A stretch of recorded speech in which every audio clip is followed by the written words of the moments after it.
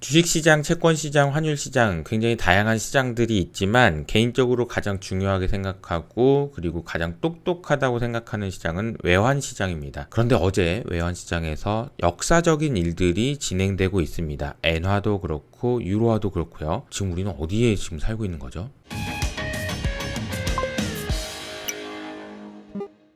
안녕하세요, 이호석입니다. 오늘은 이례적으로 외환시장에 대한 이야기를 먼저 해보도록 하겠습니다. 어제 나스닥이 하락한 것도 중요하지만 외환시장에 있었던 일들이 굉장히 좀 중요한 것 같아서 정리를 해보도록 할게요. 얼마 전에 제가 유로 패러티라는 단어들을 소개해드렸는데요. 유로가 달러와 1대1로 거래되는, 즉 1유로가 1달러가 되는 상황인 거죠. 유로 약세를 의미합니다. 최근에 보면은 이게 유로화가요 1.003까지 내려갔습니다. 그러다 보니까 지금은 유로 패러티, 즉 유로화가 더 하락할 수 있다라는 우려가 지금 생기고 있는 것 같아요.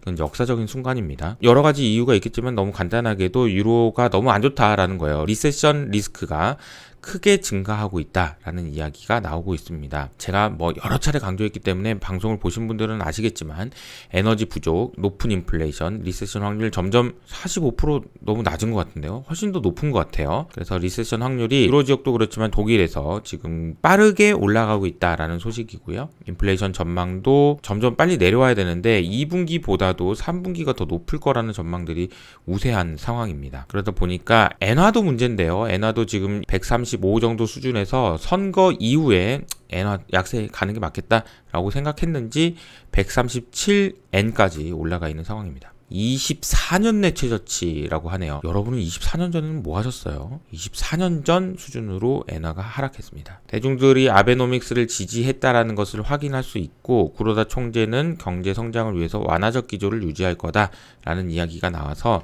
엔화는 더 약세로 가고 있는 상황입니다. 24년 전 1900년대 말 수준까지 하락한 상황이라고 보시면 되겠습니다. 반면에 달러는 초강세를 이어가고 있고요. 지금 100을 넘었네 말았네 이런 얘기를 했던 게 4월 달이었는데요. 벌써 108까지 올라가 있는 상황입니다. 외환시장에서 주는 신호는 너무 명확합니다. 위험하다라는 거고요. 우리가 달러 스마일이라는 표현을 쓰는데 달러가 강해지는 경우는 두 가지 경우가 있습니다. 첫 번째 경우는 미국의 경제가 상대적으로 좋을 때도 있지만 이쪽이죠. 리스크를 회피하고 싶은 심리가 강할 때 달러 스마일, 달러 강세가 진행되는데요. 지금은 누가 봐도 이 상황이라는 거고요.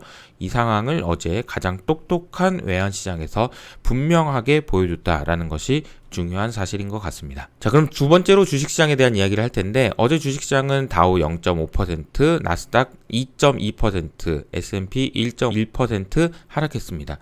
그리고 전반적으로 지금 그동안 상승했던 업종들, 상승했던 반도체 그리고 테슬라와 같은 기술주들이 하락을 주도했습니다. 보시는 것처럼 여전히 일주일 동안의 상승폭은 기술주가 가장 크지만 어제만큼은 기술주의 하락폭이 상당히 컸다라는 것을 알 수 있습니다. 어제 시장을 한마디로 표현하면 모호한 매크로보다 확실한 기업 실적에 주목하고 있다라고 보시면 될 것 같고 지금 기업 실적 시즌이 나오고 있으니까 실적 시즌을 좀 확인해보자 이런 분위기가 확인되고 있습니다. 전 세계적으로 실적 하향 조정 사례가 굉장히 빠르게 일어나고 있고요. 우리가 주가에 많이 반영됐다고는 하지만 이번 실적 시즌을 보고 주식이 좋다라고 얘기하기에는 아직 시간이 좀 필요하지 않을까라는 생각이고요.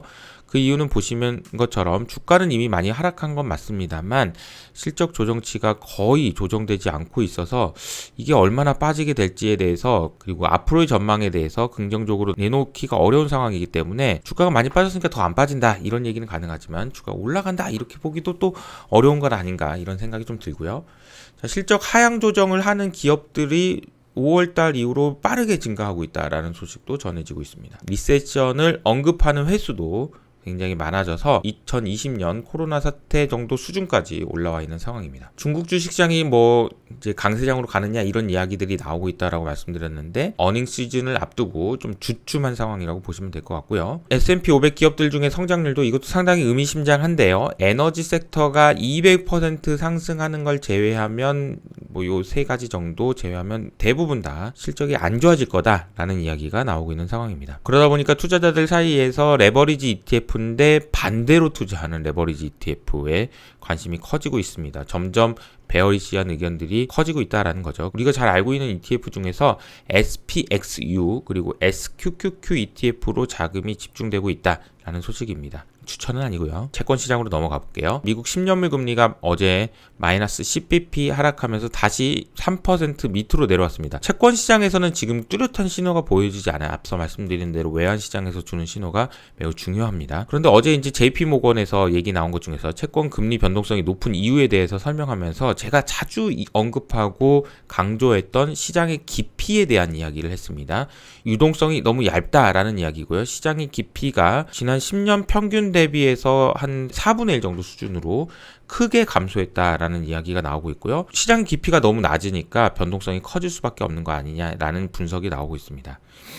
그러다 보니까 제가 어제도 설명드린 것처럼 채권의 가격은 하락하고 있지만 변동성은 2020년 정도 수준까지 올라가 있는 상황이에요. 이게 참 신기하다라고 말씀드렸던 것 같습니다. 그리고 양적 축소가 시장에 미치는 영향은? 이라는 질문으로 난 몰라 이런 얘기를 했습니다. 저도 얼마나 안 좋아질지 모르겠어요 이런 말씀을 드렸던 것 같은데요. 제가 말씀드렸던 내용하고 거의 유사한 내용들이 소개됐습니다. 양적 축소 아무도 모른다 그 영향에 대해서. 그리고 양적 축소와 관련돼서 과거 사례가 드물다라고 했는데 우리 인류는 양적 축소를 딱 한 번밖에 안 해봤어요. 그것도 1년 안에 실패했다라고 말씀드리고 있죠. 그래서 제가 어제 말씀드렸던 거는 양적 긴축 더 두려운 존재라고 언더스탠딩에서 설명했는데 혹시 못 보신 분들은 확인해 보시면 좋을 것 같아요. 경제 지표와 관련된 이야기도 좀 해보겠습니다. 뉴욕 연준에서 발표하는 기대 인플레가 최고치를 경신했다라는 이야기입니다. 5월 달에 저희가 갔을 때가 좋았던 것 같다는 생각도 듭니다. 좀 특이했던 점은 뭐냐면요. 향후 1년 동안의 인플레이션은 더 올라갈 거라고 봤는데 반대로 3년 후의 인플레이션은 떨어질 거라고 봐서 이 신호는 당장 인플레이션이 잡히지 않아서 더 세게 올리든지 해서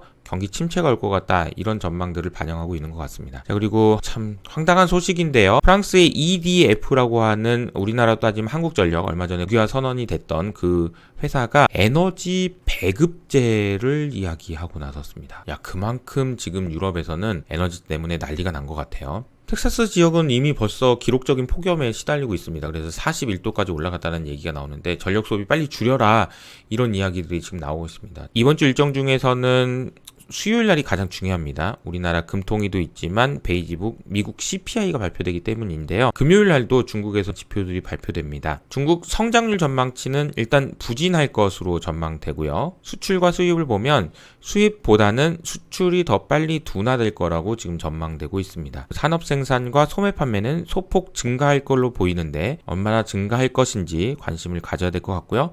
지표가 나온 이후로 인민은행이 금리를 인하하면서 경기 부양을 할 것이다 라는 기대감들이 지금 형성되고 있는 상황인 것 같습니다. 정치 이슈 몇 가지 점검할게요. 푸틴이 이거 뭡니까 이거? 밀밭을 지금 불태우고 있습니다. 근데 이거 좀 너무하는 거 아닌가요? 먹는 걸로 정말. 바이든이 사우디 방문한다는 것이 가장 큰 이슈 중에 하나인데요. 지금 블룸버그 뉴스에서는 과연 효과가 있을까라는 의구심을 제기하는 뉴스들이 나왔습니다. 실제로 사우디와 오펙 국가들의 증산 여력이 그렇게 크지 않다라는 이야기가 나오고 있는 가운데 바이든이 사우디에 가서 제발 좀 진정시켜줬으면 좋겠다라는 생각이 듭니다. 유럽의 에너지 이야기를 계속하고 있는데 러시아가 드디어 독일로 가스 공급을 중단했습니다. 이건 중단하기로 했던 게 중단되는 거고요. 일단 21일까지 가동 중단했는데 지금 재개 여부가 불투명하다라는 이야기가 나오면서 프랑스에서는 에너지 배급제를 시행한다는 얘기가 나올 정도니까 상황이 참 심각하다라는 걸 알 수 있죠. 오랜만에 가상화폐 소식도 전해드리겠는데요. 비트코인에 대해서 흥미로운 설문조사가 하나 진행됐는데요.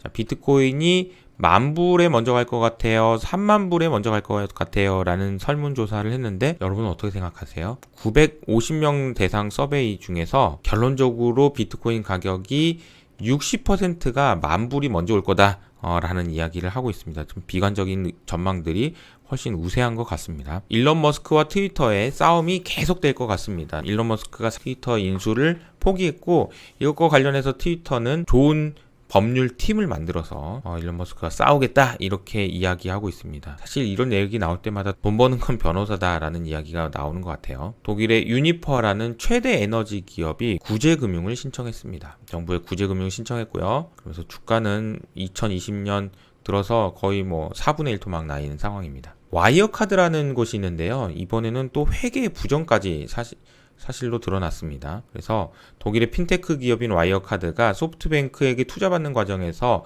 회계 부정을 한 사실이 드러났다라는 이야기가 나오고 있습니다. 당시에 있었던 장부상의 2조 5천억 원의 현금이 지금은 존재하지 않는다. 그런 황당한 이야기들도 나오고 있는 상황이네요. 안타깝게도 어제 들려온 소식은 좋은 소식이 거의 없는 것 같네요. 그렇기 때문에 우리가 생존 투자를 해야 되는 것 같습니다. 지금까지 이효석 아카데미였습니다. 감사합니다.